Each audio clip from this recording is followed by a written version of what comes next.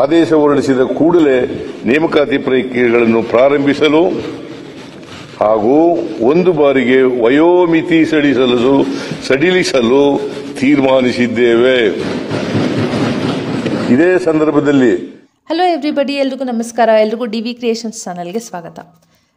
ದಿನಾಂಕ 20/8/2025 Karnataka state legislative ಅಸೆಂಬ್ಲಿಯಲ್ಲಿ ಒಳ ಮೀಸಲಾತಿ ವಿವಾದಕ್ಕೆ ಸಂಬಂಧಿಸಿದಂತೆ ಮತ್ತು ಬೇರೆ ಬೇರೆ ಇಲಾಖೆಗಳಲ್ಲಿರುವ ಖಾಲಿ ಹುದ್ದೆಗಳ ನೇಮಕಾತಿ ಬಗ್ಗೆ ಡಿಸ್ಕಷನ್ಸ್ ನಡೀತು.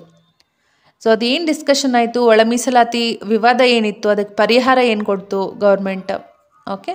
ಆಮೇಲೆ ಬೇರೆ ಬೇರೆ ಇಲಾಖೆಗಳಲ್ಲಿ ಖಾಲಿ ಹುದ್ದೆಗಳಿದೆ ಅಂದರೆ ಯಾವ ಇಲಾಖೆಯಲ್ಲಿ ಎಷ್ಟು ಹುದ್ದೆಗಳು ಖಾಲಿ ಇವೆ, ಯಾವ ಇಲಾಖೆಯಿಂದ ನಾವು ನೋಟಿಫಿಕೇಷನ್ನ ಎಕ್ಸ್ಪೆಕ್ಟ್ ಮಾಡ್ಬೋದು, ರೈಟ್. ಆ್ಯಸ್ ಎ ಕ್ಯಾಂಡಿಡೇಟ್ಸ್ ನಾವು ಏನು ಮಾಡಬೇಕು, ಇವಾಗ ನೆಕ್ಸ್ಟ್ ಯಾವ ಸಬ್ಜೆಕ್ಟ್ಸ್ನ ಪ್ರಿಪೇರ್ ಆಗಬೇಕು, ಇದೆಲ್ಲ ಸಂಪೂರ್ಣ ಮಾಹಿತಿನ ಒಂದು ವಿಡಿಯೋದಲ್ಲಿ ಡಿಸ್ಕಸ್ ಮಾಡಿದ್ದೀನಿ. ವಿಡಿಯೋನ ತಪ್ಪದೇ ಕೊನೆಯವರೆಗೂ ನೋಡಿ, ತುಂಬ ಯೂಸ್ಫುಲ್ ಆಗುತ್ತೆ. ಆ್ಯಂಡ್ ಇನ್ನೂ ನೀವು ನಮ್ಮ ಚಾನಲ್ಗೆ ಜಾಯ್ನ್ ಆಗಿಲ್ಲ ಅಂದರೆ ತುಂಬ ಒಳ್ಳೊಳ್ಳೆ ಮಾಹಿತಿ ತರ್ತಾ ಇರ್ತೀನಿ, ವೀಡಿಯೋಸ್ನ ಅಪ್ಲೋಡ್ ಮಾಡ್ತಾ ಇರ್ತೀನಿ. ಸೊ ಅದಕ್ಕೆ ಚಾನಲ್ನ ಸಬ್ಸ್ಕ್ರೈಬ್ ಮಾಡ್ಕೊಳ್ಳಿ, ಫ್ರೆಂಡ್ಸ್ ಆ್ಯಂಡ್ ಫ್ಯಾಮಿಲಿ ಒಟ್ಟಿಗೆ ಕೂಡ ಶೇರ್ ಮಾಡಿ. ನೀವು ನ್ಯೂಸ್ ನೋಡ್ತಾ ಇದ್ರೆ ನಿಮಗೆ ಗೊತ್ತಿರುತ್ತೆ, ಕೆಲವು ತಿಂಗಳುಗಳಿಂದ ಈ ಒಳ ಮೀಸಲಾತಿ ವಿವಾದದ ಬಗ್ಗೆ ಡಿಸ್ಕಷನ್ಸ್ ನಡೀತಾನೆ ಇತ್ತು. ಇದರಲ್ಲಿ ಶೆಡ್ಯೂಲ್ಡ್ ಕಾಸ್ಟ್ ಅವ್ರಿಗೆ ಇಂಟರ್ನಲ್ ರಿಸರ್ವೇಷನ್ ಬೇಕು. ಸೊ ಯಾವ ಅಂದರೆ ಎಡಗೈ ಜಾತಿಗೆ, ಬಲಗೈ ಜಾತಿಗೆ ಮತ್ತು ಇತರೆ ಜಾತಿಗಳಿಗೆ ಎಷ್ಟೆಷ್ಟು ರಿಸರ್ವೇಷನ್ ಬೇಕು ಅನ್ನೋದ್ರ ಬಗ್ಗೆ ಡಿಸ್ಕಷನ್ಸ್ ನಡೀತಾ ಇತ್ತು. ಇವಾಗ ಕೊನೆಗೂ ಗೌರ್ಮೆಂಟ್ ಏನು ತೀರ್ಮಾನ ಮಾಡಿದೆ ಅಂದರೆ, ಈ ಶೆಡ್ಯೂಲ್ಡ್ ಕಾಸ್ಟ್ ಅವ್ರನ್ನ 3 ಕ್ಲಾಸಿಫಿಕೇಷನ್ ಮಾಡಬೇಕು. ಅದರಲ್ಲಿ ಅಂದರೆ 3 ವರ್ಗೀಕರಣ ಮಾಡಬೇಕು. ಅದರಲ್ಲಿ ಲೆಫ್ಟ್, ರೈಟ್ ಆ್ಯಂಡ್ ಅದರ್ಸ್ಗೆ 6:6:5 ರೇಷಿಯೋಲ್ಲಿ ರಿಸರ್ವೇಷನ್ ಕೊಡಬೇಕು ಅನ್ನೋದ್ರ ಬಗ್ಗೆ ಡಿಸೈಡ್ ಮಾಡಿದ್ದಾರೆ ಗೌರ್ಮೆಂಟ್. ಸೊ ಇವಾಗ ನಮಗೆ ಆ್ಯಸ್ ಎ ಆಸ್ಪಿರೆಂಟ್ಸ್ ಏನು ಒಳ್ಳೆ ಸುದ್ದಿ ಅಂತಂದರೆ, ಈ ಒಂದು ವಿವಾದ ಮುಕ್ತಾಯ ಆಗಿರೋದಕ್ಕೆ ಇನ್ಮೇಲೆ ಸಾಕಷ್ಟು ನೋಟಿಫಿಕೇಷನ್ ಬರ್ತಾ ಹೋಗುತ್ತೆ. ಲಾಸ್ಟ್ ಇಯರ್ ನವೆಂಬರಲ್ಲಿ ಒಂದು ಆರ್ಡರ್ ಬಂದಿತ್ತು, ಏನಂತ, ಈ ಒಳ ಮೀಸಲಾತಿ ವಿವಾದ ಮುಗಿಯೋವರೆಗೂ ಹೊಸ ನೋಟಿಫಿಕೇಷನ್ ಆಗಬಾರ್ದು ಅಂತ. ಸೊ ಇವಾಗ ಇದೊಂದು ವಿವಾದ ಕಂಪ್ಲೀಟಾಗಿ ಸಾಲ್ವ್ ಆಗಿದೆ. ಸೊ ಇವಾಗ ಖುಷಿ ವಿಚಾರ ಏನಂದರೆ, ನಮಗೆ ನೋಟಿಫಿಕೇಷನ್ ಬರುತ್ತೆ, ನಾವು ಜಾಸ್ತಿ ಎಕ್ಸಾಮ್ ಬರಿಬೋದು, ಕ್ಲಿಯರ್ ಮಾಡಿ ನೌಕರಿ ತೊಗೋಬೋದು ಅನ್ನೋದೇ ಖುಷಿ ವಿಚಾರ. ಸ್ಕ್ರೀನ್ ಮೇಲೆ ನೋಡ್ತಾ ಇರ್ಬೋದು ನೀವು, ಎಡಗೈ ಜಾತಿಗಳು ಯಾವುದು, ಬಲಗೈ ಜಾತಿಗಳು ಯಾವುದು, ಅದರ್ಸ್ ಯಾವುದು ಅಂತ ಜಾತಿಗಳ ನೇಮ್ ಕೊಟ್ಟಿದ್ದಾರೆ. ಸೊ ನಾನು ಅದನ್ನು ಹಾಕಿದ್ದೀನಿ ಸ್ಕ್ರೀನ್ಶಾಟ್, ನಿಮಗೆ ಯೂಸ್ಫುಲ್ ಆಗ್ಬೋದು ಶೆಡ್ಯೂಲ್ ಕಾಸ್ಟ್ ಅವ್ರು ಯಾರಾದರೂ ಇದ್ದರೆ. ಇವಾಗ ಇದಕ್ಕೆ ಯಾವ ಕ್ಯಾಟಗರಿಗೆ ಎಷ್ಟು ರಿಸರ್ವೇಷನ್ ಅನ್ನೋದ್ರ ಬಗ್ಗೆ ಇಲ್ಲಿ ನೋಡ್ಬೋದು ನೀವು. ಕ್ಯಾಟಗರಿ 1ಗೆ ಇವಾಗ ಫೈನಲಿ 4% ಅಂತ ಇದೆ. 2Aಗೆ 15%, 2Bಗೆ 4%, 3Aಗೆ 4%, 3Bಗೆ 5%, ST ಅವರಿಗೆ 7%. ಸೊ SCಯಲ್ಲಿ ನಾನು ಹೇಳಿದೆ 3 ಕ್ಯಾಟಗರೀಸ್ ಆಗಿದೆ. ಸೊ SC ಟಚಬಲ್ಗೆ 5%, SC ಅನ್ಟಚಬಲ್ ರೈಟ್ಗೆ 6%, SC ಅನ್ಟಚಬಲ್ ಲೆಫ್ಟ್ಗೆ 6%. ಸೊ ಟೋಟಲಿ ಇವಾಗ this is the reservation classification for all the categories. Next ಇವಾಗ ನೀವು ಸ್ಕ್ರೀನ್ ಮೇಲೆ ನೋಡ್ತಾ ಇರ್ಬೋದು, ಈ ಸ್ಟೇಟ್ ಲೆಜಿಸ್ಲೇಟಿವ್ ಅಸೆಂಬ್ಲಿಯಲ್ಲಿ ಡಿಸ್ಕಷನ್ಸ್ ಆಯಿತು ಅಂತ ಹೇಳಿದೆ. ಇದರಲ್ಲಿ ಕ್ವೆಶನ್ ಅವರಲ್ಲಿ ಈ ಸ್ಟಾರ್ಡ್ ಅನ್ಸ್ಟಾರ್ಡ್ ಕ್ವೆಶನ್ಸ್ನ ಮೆಂಬರ್ಸ್ ಮಿನಿಸ್ಟರ್ಸ್ಗೆ ಕೇಳಿದಾಗ ಯಾವ ಕ್ವೆಶನ್ ಬಗ್ಗೆ ಡಿಸ್ಕಷನ್ ಮಾಡಿದ್ದಾರೆ ಅನ್ನೋದ್ರ ಬಗ್ಗೆ ನಾನು ಸ್ಕ್ರೀನ್ಶಾಟ್ ಹಾಕಿದ್ದೀನಿ. ನಿಮಗೆ ಡೀಟೇಲಾಗಿ ತಿಳ್ಕೊಬೇಕು ಅಂತಂದರೆ ವಿಡಿಯೋನ ಪಾಸ್ ಮಾಡಿ ನೀವು ಕ್ವೆಶನ್ನ ಗೋತ್ರೂ ಮಾಡ್ಬೋದು.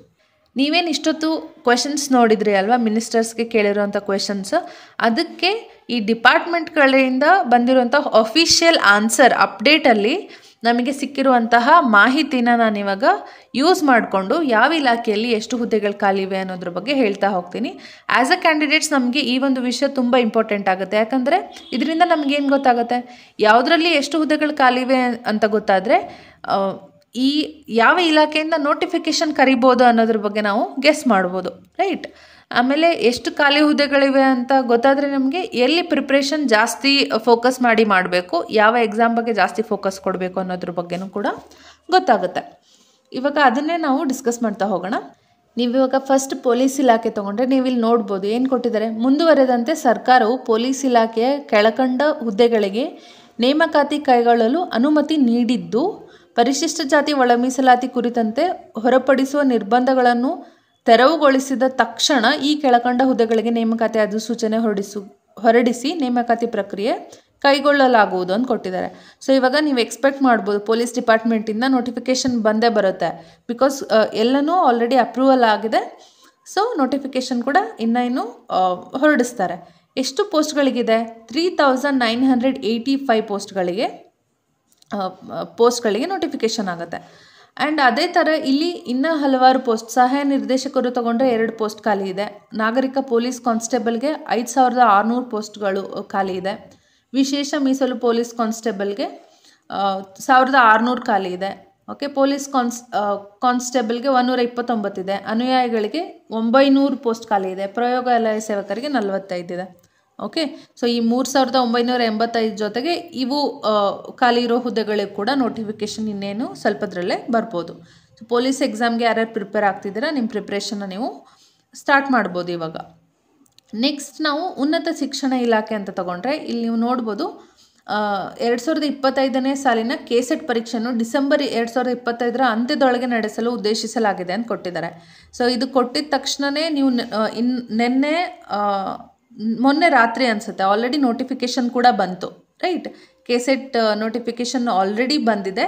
ಸೊ ಇದರ ಪ್ರಕಾರನೇ ಡಿಸೆಂಬರ್ ಒಳಗಡೆನೇ ಎಕ್ಸಾಮ್ ಮುಗಿಸ್ಬೇಕು ಅನ್ನೋದನ್ನು ಕೂಡ ಅದರಲ್ಲಿ ಕೊಟ್ಟಿದ್ದಾರೆ.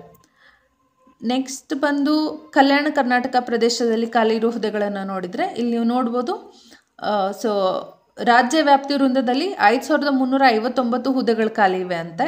ಸ್ಥಳೀಯ ವೃಂದದ ಮುಂಬಡ್ತಿಯಡಿ 14443 ಹುದ್ದೆಗಳಿದೆ ಅಂತೆ.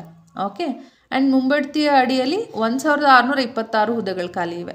ಸೊ ಇವಾಗ ಹೈದರಾಬಾದ್ ಕರ್ನಾಟಕ ರೀಜನ್ ಅವ್ರಿಗೆ ಕೂಡ ಸಾಕಷ್ಟು ನೋಟಿಫಿಕೇಷನ್ ಬರಲಿವೆ. ನೆಕ್ಸ್ಟ್ ನೀವು ಆರೋಗ್ಯ ಮತ್ತು ಕುಟುಂಬ ಕಲ್ಯಾಣ ಇಲಾಖೆ ನೋಡಿದರೆ ತಜ್ಞ ವೈದ್ಯರು 120 ಪೋಸ್ಟ್ ಖಾಲಿ ಇದೆ ಅಂತೆ. ಸಾಮಾನ್ಯ ಕರ್ತವ್ಯ ವೈದ್ಯಾಧಿಕಾರಿಗಳಿಗೆ 100 ಪೋಸ್ಟ್ಗಳು ಖಾಲಿ ಇವೆ ಅಂತೆ. ಸೊ ಈ ಒಂದು ಆರೋಗ್ಯ ಮತ್ತು ಕುಟುಂಬ ಕಲ್ಯಾಣ ಇಲಾಖೆಯಲ್ಲಿ ಕೂಡ ನೋಟಿಫಿಕೇಷನ್ನ ನಾವು ಎಕ್ಸ್ಪೆಕ್ಟ್ ಮಾಡ್ಬೋದು. ನೆಕ್ಸ್ಟ್ ನಾವು ನೋಡೋದಾದರೆ ನೀವು ನೋಡ್ಬೋದು ಶಾಲಾ ಶಿಕ್ಷಣ ಮತ್ತು ಸಾರಕ್ಷಕ ಇಲಾಖೆಯಲ್ಲಿ ಸರಿಸುಮಾರು 5267 ಪೋಸ್ಟ್ಗಳು ಖಾಲಿ ಇವೆ ಅಂತೆ. ಅದಕ್ಕೆ ಸದ್ಯದಲ್ಲೇ ನೋಟಿಫಿಕೇಷನ್ ಕೂಡ ಬರುತ್ತೆ. ನೆಕ್ಸ್ಟ್ ನೀವು ಉನ್ನತ ಶಿಕ್ಷಣ ಇಲಾಖೆ ತಗೊಂಡ್ರೆ ಅಗೇನ್ ಇಲ್ಲಿ 11 ಹುದ್ದೆಗಳು ಖಾಲಿ ಇದೆ ಅಂತ ಕೊಟ್ಟಿದ್ದಾರೆ. ಯಾವುದಕ್ಕೆ? ತಾಂತ್ರಿಕ ಶಿಕ್ಷಣ ಇಲಾಖೆಯಲ್ಲಿ. ಓಕೆ, ಸೊ ಇದಕ್ಕೆ ನಿಮಗೆ ನೋಟಿಫಿಕೇಷನ್ ಬರೋ ಚಾನ್ಸಸ್ ಇರುತ್ತೆ. ಪ್ರಿಪ್ರೇಷನ್ ಸ್ಟಾರ್ಟ್ ಮಾಡಿ. ಇಲ್ಲಿ ನೀವು ವೈದ್ಯಕೀಯ ಶಿಕ್ಷಣ ಮತ್ತು ಕೌಶಲ್ಯ ಅಭಿವೃದ್ಧಿ ಇಲಾಖೆಯಲ್ಲಿ ನೋಡಿದರೆ ಬೋಧಕ ಮತ್ತು ಬೋಧಕೇತರ ಅಲ್ಲಿ 2856 ಆ್ಯಂಡ್ 8720 ವೇಕೆನ್ಸೀಸ್ ಇದೆ. ನಾನು ಏನು ಬೋಧಕೇತರ ಅಲ್ಲಿ ವೇಕೆನ್ಸಿ ಹೇಳಿದೆ ಅದಕ್ಕೆ ಡೀಟೇಲ್ಡ್ ಕ್ಲಾಸಿಫಿಕೇಷನ್ ಇಲ್ಲಿ ಕೊಟ್ಟಿದ್ದಾರೆ. ಶಾಲಾ ಶಿಕ್ಷಣ ಮತ್ತು ಸಾರಕ್ಷಕ ಇಲಾಖೆಯವರು ಕೊಟ್ಟಿರೋ ಮಾಹಿತಿ ಪ್ರಕಾರ 2,57,895 ಪೋಸ್ಟ್ಗಳು ಮಂಜೂರಾಗಿದೆ ಅಂತೆ. ಸೊ ಅದಕ್ಕೆ ಪರಿಷ್ಕರಣೆ ಮಾಡಿ ಕಾರ್ಯ ಕೈಗೊಳ್ಳೋಕ್ಕೆ ಅವರಿಗೆ ಸ್ವಲ್ಪ ಕಾಲಾವಕಾಶ ಬೇಕು ಅಂತ ಕೊಟ್ಟಿದ್ದಾರೆ. ಸೊ ಇದೆಲ್ಲ ಆದಮೇಲೆ ಕೂಡ ನೋಟಿಫಿಕೇಷನ್ ಬರ್ಬೋದು. ಇಂಧನ ಇಲಾಖೆಯಲ್ಲಿ ನೀವು ನೋಡೋದಾದರೆ ಸೊ 136 ಹುದ್ದೆಗಳು ಖಾಲಿ ಇವೆ. ಯಾವುದರಲ್ಲಿ? ಮಂಗಳೂರು ವಿದ್ಯುತ್ ಸರಬರಾಜು ಕಂಪ್ನಿಯಲ್ಲಿ. ಸೊ ಎಲೆಕ್ಟ್ರಿಕಲ್ ಡಿಪಾರ್ಟ್ಮೆಂಟಲ್ಲಿ ಕೂಡ ನೀವು ನೋಟಿಫಿಕೇಷನ್ ಎಕ್ಸ್ಪೆಕ್ಟ್ ಮಾಡ್ಬೋದು. ನೆಕ್ಸ್ಟ್ ಇಲ್ಲಿ ಸರ್ಕಾರಿ ಪ್ರಥಮ ದರ್ಜೆ ಕಾಲೇಜಲ್ಲಿ ಮುಳುಬಾಗ್ಲಲ್ಲಿ ಇದರಲ್ಲಿ 10 ಹುದ್ದೆಗಳು ಖಾಲಿ ಇವೆ. ಸೊ ಇದಕ್ಕೆ ಕೂಡ ನೋಟಿಫಿಕೇಷನ್ ಬರ್ಬೋದು. ಇವಾಗ ಆರೋಗ್ಯ ಮತ್ತು ಕುಟುಂಬ ಕಲ್ಯಾಣ ಇಲಾಖೆ ನೋಡೋದಾದರೆ ಅರೆ ವೈದ್ಯಕೀಯ ಹುದ್ದೆಗಳು ಓಕೆ ಎಷ್ಟು ಖಾಲಿ ಇವೆ ಅನ್ನೋದನ್ನು ಕ್ಲಾಸಿಫಿಕೇಷನ್ ನೀವು ಸ್ಕ್ರೀನ್ ಮೇಲೆ ನೋಡ್ಬೋದು. ಟೋಟಲ್ ಆಗಿ ಉಳಿಕೆ ಮೂಲ ವೃಂದ ಮತ್ತು ಹೈದರಾಬಾದ್ ಕರ್ನಾಟಕ ರೀಜನ್ ಇವರಿಗೆ ಸೇರಿಸಿದರೆ 9871 ಹುದ್ದೆಗಳು ಖಾಲಿ ಇವೆ ಅನ್ನೋದ್ರ ಬಗ್ಗೆ ಮಾಹಿತಿ ಕೊಟ್ಟಿದ್ದಾರೆ. ಇಂಧನ ಇಲಾಖೆಯಲ್ಲಿ ಹಾಗೇನು ಗುಲ್ಬರ್ಗ ವಿದ್ಯುತ್ ಸರಬರಾಜು ಕಂಪ್ನಿ ಅಡಿಯಲ್ಲಿ ಇನ್ನು 38 ಖಾಲಿ ಇರುವ ಹುದ್ದೆಗಳಿವೆ ಅಂತ ಒಂದು ಮಾಹಿತಿ ಕೊಟ್ಟಿದ್ದಾರೆ. ಕೃಷಿ ಇಲಾಖೆಯಲ್ಲಿ 20 ಖಾಲಿ ಇದೆ ಅಂತೆ. ಓಕೆ, ಅಗೇನ್ ಉನ್ನತ ಶಿಕ್ಷಣ ಇಲಾಖೆಯಲ್ಲಿ ತಗೊಳ್ಳೋದಾದರೆ ಕರ್ನಾಟಕ ಯೂನಿವರ್ಸಿಟಿ ಧಾರವಾಡಲ್ಲಿ ಹತ್ತತ್ರ 356 ಪೋಸ್ಟ್ ಖಾಲಿ ಇದೆ ಅಂತ. ಹಾಗೆ ನೀವು KCD ಕ್ಯಾಂಪಸ್ಸಲ್ಲಿ ಟೀಚಿಂಗ್ ಸ್ಟಾಫ್ ಪೊಸಿಷನ್ ತೊಗೊಂಡ್ರೆ 428 ಪೋಸ್ಟ್ಗಳು ಖಾಲಿ ಇವೆ ಅಂತ. ನೆಕ್ಸ್ಟ್ ನೋಡೋದಾದರೆ ನೀವು ಗ್ರಾಮೀಣ ಅಭಿವೃದ್ಧಿ ಮತ್ತು ಪಂಚಾಯತ್ ರಾಜ್ ಇಲಾಖೆ ಅಂಡರಲ್ಲಿ 265 ಪೋಸ್ಟ್ಗಳು ಖಾಲಿ ಇದೆ ಅಂತೆ. ನೆಕ್ಸ್ಟ್ ನೀವು ಸ್ಕ್ರೀನ್ ಮೇಲೆ ನೋಡ್ಬೋದು. ಈ ಪ್ರಶ್ನೆ ಏನಿದೆ, ಸರ್ಕಾರದ ವಿವಿಧ ಇಲಾಖೆಗಳಲ್ಲಿ ಮಂಜೂರಾಗಿರುವ ಹಾಗೂ ಖಾಲಿ ಇರುವ ಹುದ್ದೆಗಳು ಎಷ್ಟು, ಆರ್ಥಿಕ ಇಲಾಖೆಗೆ ಪ್ರಸ್ತಾವನೆ ಸಲ್ಲಿಸಿರುವ ಮತ್ತು ಅನುಮೋದನೆ ಪಡೆದಿರುವ ಹುದ್ದೆಗಳ ಕುರಿತು ಮಾಹಿತಿಯನ್ನು ನೀಡಬೇಕು ಅಂತ ಕ್ವಶನ್ ಕೇಳಿದ್ರು. ಅದಕ್ಕೆ ಮುಖ್ಯಮಂತ್ರಿಯವರಿಂದ ಬಂದಂಥ ಆನ್ಸರ್ ಏನಂದರೆ 2025-26ನೇ ಸಾಲಿನಲ್ಲಿ ರಾಜ್ಯದ ವಿವಿಧ ಇಲಾಖೆಗಳಿಗೆ HRMS ತಂತ್ರಾಂಶದ ಪ್ರಕಾರ ಮಂಜೂರಾದ ಒಟ್ಟು ಹುದ್ದೆಗಳು ಎಷ್ಟಂದರೆ 7,76,414 ಅಂತೆ. ಭರ್ತಿಯಾಗಿರುವ ಒಟ್ಟು ಹುದ್ದೆಗಳು 4,91,533 ಭರ್ತಿಯಾಗಿದೆ ಅಂತೆ. ಇವಾಗ ಸದ್ಯಕ್ಕೆ ಒಟ್ಟು ಖಾಲಿ ಇರೋ ಹುದ್ದೆಗಳು 2,84,881.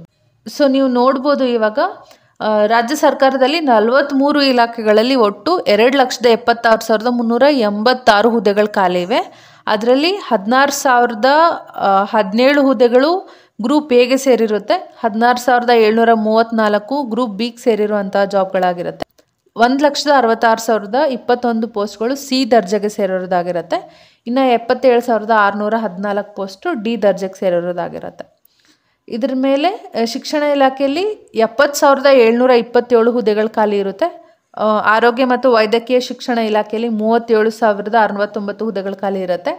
ಹಾಗೆ ಒಳಾಡಳಿತ ಇಲಾಖೆಯಲ್ಲಿ 26,168 ಮತ್ತು ಕಂದಾಯ ಇಲಾಖೆಯಲ್ಲಿ 11,145, ಗ್ರಾಮೀಣಾಭಿವೃದ್ಧಿ ಇಲಾಖೆಯಲ್ಲಿ 10,898 ಹುದ್ದೆಗಳು ಖಾಲಿ. ಇವಾಗ ಇದನ್ನೆಲ್ಲ ನೋಡಿದರೆ ನಮಗೆ ಗೊತ್ತಾಗುತ್ತೆ 43 ಇಲಾಖೆಯಲ್ಲಿ 2 ಲಕ್ಷಕ್ಕೂ ಹೆಚ್ಚು ಹುದ್ದೆಗಳು ಖಾಲಿ ಇದೆ ಅಂತಂದರೆ ನಮಗೆ ಆದಷ್ಟು ಬೇಗನೆ ನೋಟಿಫಿಕೇಷನ್ ಒಂದೊಂದೇ ಬರ್ತಾ ಹೋಗುತ್ತೆ, ನೋಟಿಫಿಕೇಷನ್ಗಳ ಸುರಿಮಳೆನೇ ಆಗೋಗುತ್ತೆ. ಸೊ ಅದಕ್ಕೆ ನಾವೇನು ಮಾಡಬೇಕು, ಅದು ಯಾವಾಗ ಬರುತ್ತೆ ನೋಟಿಫಿಕೇಷನ್ ಬಂದು ಆದಮೇಲೆ ಪ್ರಿಪ್ರೇಷನ್ ಸ್ಟಾರ್ಟ್ ಮಾಡೋದಕ್ಕಿಂತ ಯಾವ ಸ್ಮಾರ್ಟ್ ಸ್ಟೂಡೆಂಟ್ ಏನು ಮಾಡ್ತಾರೆ, ಇಷ್ಟೆಲ್ಲ ನಮಗೆ ಮಾಹಿತಿ ಸಿಕ್ಕ ಮೇಲೆ ಅದು ಯಾವಾಗಾದರೂ ಬಂದಾಗ ಬಂದಿರುತ್ತೆ. ಬಟ್ ಬರೋಕ್ಕೂ ಮುಂಚೆ ಈ 4-5 ತಿಂಗಳು ಏನಿದೆ ಅದರಲ್ಲಿ ನೀವು ಶ್ರಮ ಹಾಕಿ ಕಷ್ಟಪಟ್ಟು ಒಂದು ಪ್ರಿಪ್ರೇಷನ್ ಸ್ಟಾರ್ಟ್ ಮಾಡಿದ್ರಿ ಅಂತಂದರೆ ಸೆಲೆಕ್ಷನ್ ಚಾನ್ಸಸ್ ಜಾಸ್ತಿ ಇರುತ್ತೆ ಅಂತ ಹೇಳ್ಬೋದು. ಇವಾಗ ನಮಗೆ ಏನು ಸಬ್ಜೆಕ್ಟ್ಸ್ ಓದಬೇಕು ಅಂತ, ಕೆಲವರು ಈ ಫೀಲ್ಡಲ್ಲಿ ತುಂಬ ವರ್ಷದಿಂದ ಇರ್ತೀರ, ನಿಮಗೆಲ್ಲ ಗೊತ್ತಿರುತ್ತೆ. ಸೊ ಯಾರೆಲ್ಲ ಈ ಫೀಲ್ಡ್ಗೆ ಹೊಸದಾಗಿ ನಾನು ಎಕ್ಸಾಮ್ಸ್ ಬರೀಬೇಕು, ಗೌರ್ಮೆಂಟ್ ಜಾಬ್ ತೊಗೋಬೇಕು ಅನ್ನೋರಿಗೆ ಮೇಯ್ನಾಗಿ ನೀವು ಗ್ರೂಪ್ ABCD ಎಲ್ಲನೂ ತೊಗೊಂಡ್ರೆ ಮೇನ್ ಬೇಕಾಗಿರೋದು ಒಂದು ಫ್ಯೂ ಕಾಮನ್ ಸಬ್ಜೆಕ್ಟ್ಸ್ನ ಇವತ್ತು ಡಿಸ್ಕಸ್ ಮಾಡೋಣ. ಈಗ ಕೆಲವೊಂದಕ್ಕೆ ಪೋಸ್ಟ್ ಸ್ಪೆಸಿಫಿಕ್ ಎಕ್ಸ್ಟ್ರಾ ಒಂದು ಸಬ್ಜೆಕ್ಟ್ಸ್ನ ಓದಬೇಕಾಗತ್ತೆ. ಅದನ್ನು ಸೈಡಿಗಿಟ್ಟು ಇವಾಗ ಎಲ್ಲ ಎಕ್ಸಾಮ್ಗಳಿಗೆ ಯೂಸ್ಫುಲ್ ಆಗಿರುವಂತೆ ಕಾಮನ್ ಸಬ್ಜೆಕ್ಟ್ಸ್ ಯಾವ್ದನ್ನ ನೀವು ಪ್ರಿಪೇರ್ ಆದರೆ ಎಲ್ಲ ಎಕ್ಸಾಮ್ ಬರೆಯೋಕ್ಕೆ ಎಲಿಜಿಬಲ್ ಇರ್ತೀರಾ ಅನ್ನೋದ್ರ ಬಗ್ಗೆ ಡಿಸ್ಕಸ್ ಮಾಡೋಣ. ಫಸ್ಟು ಕರೆಂಟ್ ಅಫೇರ್ಸ್ನ ನೀವು ಪ್ರಿಪೇರ್ ಆಗಲೇಬೇಕು. National news, international news and Karnataka specific news ಇದೆಲ್ಲ ನೀವು ಎಲ್ಲ ಎಕ್ಸಾಮಲ್ಲೂ ಕರೆಂಟ್ ಅಫೇರ್ಸ್ ರಿಲೇಟೆಡ್ ಕ್ವಶನ್ಸ್ ಇರುತ್ತೆ. ಓಕೆ, ಗ್ರೂಪ್ ABCD ಯಾವುದೇ ಇದ್ದರು ಅದಕ್ಕೆ ಕರೆಂಟ್ ಅಫೇರ್ಸ್ನ ಫಸ್ಟ್ ಪ್ರಿಪೇರ್ ಆಗಬೇಕು. Next geography of India and Karnataka. Okay, so ಭಾರತದ ಜಿಯೋಗ್ರಫಿ ಜೊತೆಗೆ ಕರ್ನಾಟಕ ಜಿಯೋಗ್ರಫಿ ಕೂಡ ನೀವು ಓದಬೇಕಾಗತ್ತೆ. ಜೊತೆಗೆ general science and technology, history of India and Karnataka, okay, Indian polity and constitution ಓದಬೇಕಾಗತ್ತೆ. ಈ ಭಾರತ ಸಂವಿಧಾನ ಮತ್ತು ಪಾಲಿಟಿ ಸಬ್ಜೆಕ್ಟ್ನ ಓದಬೇಕಾಗುತ್ತೆ.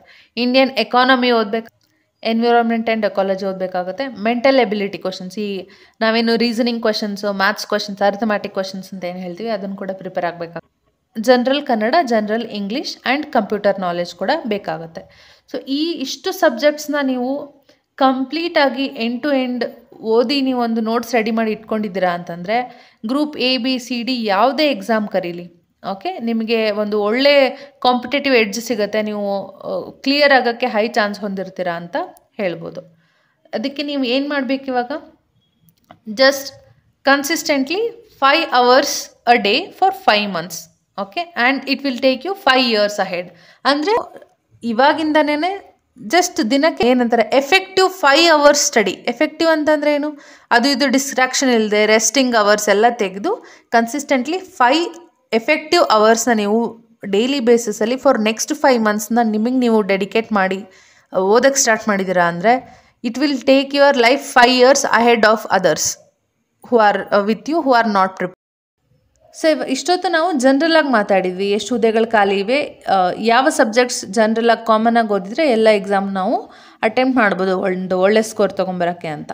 ಸೊ ಇವಾಗ ಪೋಸ್ಟ್ ಸ್ಪೆಸಿಫಿಕ್ ಆಗಿ ಇವಾಗ ಗ್ರೂಪ್ ABCDಯಲ್ಲಿ ಸ್ವಲ್ಪ ವೇರಿಯೇಷನ್ಸ್ ಇರತ್ತಲ್ವ ಎಕ್ಸಾಮ್ ಪ್ಯಾಟರ್ನಲ್ಲಿ ಮತ್ತು ಸಬ್ಜೆಕ್ಟ್ಸ್ ಕೇಳೋದ್ರಲ್ಲಿ. ಅದ್ರ ಬಗ್ಗೆ ಡೀಟೇಲಾಗಿ ವಿಡಿಯೋ ತೊಗೊಂಡು ಬರ್ತೀನಿ, ಚಾನಲಲ್ಲಿ ಅಪ್ಲೋಡ್ ಮಾಡ್ತಾ ಇರ್ತೀನಿ. ಸೊ ಮಿಸ್ ಮಾಡದೆ ಸಬ್ಸ್ಕ್ರೈಬ್ ಮಾಡ್ಕೊಳ್ಳಿ. ಸೊ ನೀವು ಯಾವುದೇ ಒಂದು ಇಂಪಾರ್ಟೆಂಟ್ ಅಪ್ಡೇಟ್ನ ಮಿಸ್ ಮಾಡಲ್ಲ. ಜೊತೆಗೆ NCERT ಕ್ಲಾಸಸ್ ಆಗಿರ್ಬೋದು ಅಥವಾ ಟಾಪಿಕ್ ಸ್ಪೆಸಿಫಿಕ್ ವಿಡಿಯೋಸ್ ಆಗಿರ್ಬೋದು, ಸ್ಟ್ಯಾಂಡರ್ಡ್ ಬುಕ್ಸಲ್ಲಿ ಕವರ್ ಆಗಿರುವಂತಹ ಒಂದು ಟಾಪಿಕ್ಸ್ ವಿಡಿಯೋ ಆಗಿರ್ಬೋದು, ಎಲ್ಲನೂ ಈ ಚಾನಲಲ್ಲಿ ಇನ್ನು ಮುಂದೆ ಅಪ್ಡೇಟ್ ಮಾಡ್ತಾ ಹೋಗ್ತಾ ಇರ್ತೀನಿ. So yes, let's get started with our studying. ಇವಾಗಿಂದ ಸ್ಟಾರ್ಟ್ ಮಾಡಿದರೆ ಎಕ್ಸಾಮ್ ಬರೋಷ್ಟೊತ್ತಿಗೆ ನಿಮ್ಮದೊಂದು ರೌಂಡ್ ಸ್ಟಡಿ ಕಂಪ್ಲೀಟ್ ಆಗಿರುತ್ತೆ.